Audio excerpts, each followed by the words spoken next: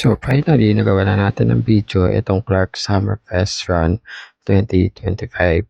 So kung di ako nagkakamali, ito yung pangatlong event na sinalihan namin this year kasama ang family ko tsaka si JK. So dumating kami dito mga 4:07, almost an hour before yung gun start. Itong summer run na to, first time namin mag-attend ng ganitong team kasi wala kaming idea kung ano ba magiging itsura o ano yung meron. Ang iniisip ko, super daming inflatable pool. Pero meron naman, ayan o, konti lang. Na-achieve naman nila yung motif. Kahit na medyo nakakulangan kami sa design. Pero ang ganda nung pa-effect nila na bula-bula dyan kasi nga summer. At this moment, nag-baggage muna kami dyan habang nandito sa tabi, kikinig sa mga announcement, sa mga nagsusumba, o yan no, kasi yan nila. After ng kanya-kanyang warm-up, eto nga, nakapag-assembly na kami.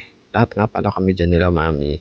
10K kami pare-pareho. So pagka-start, kanya-kanya na kami ng takbo, wala ng hantayan. So syempre, ako na naman yung naunang natapos sa kanila. Oh, yan. After a few minutes, claim na ako ng ating finisher shirt. Syempre, kuha na rin ng mga makakain. At lagi tayong binubusog ng smoke tent. O, di ba? May pataho, sobetes, at iba pa. Hello nga pala kay RD. Thank you po. So, ito na nga yung mga pa-inflatable. Kaso, madumi. So, ayun, picture-picture na lang kami dyan habang inahantay yung sinasabi nilang isa sa highlights. Itong highlights na ito, may pasaboy ng colored powder. So, ayun na nga, nangyari na ang sakuna.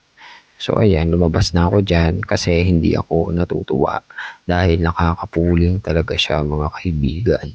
So yung kapatid ko, nag-stay siya para i-enjoy ang moment. Kahit na nagmukha siyang duguan dyan, o di ba?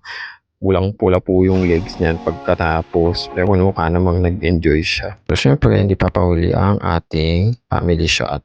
So ito, dito nga pala ang ating expenses kung magkano nagastos natin dito sa race na to, including yung breakfast natin.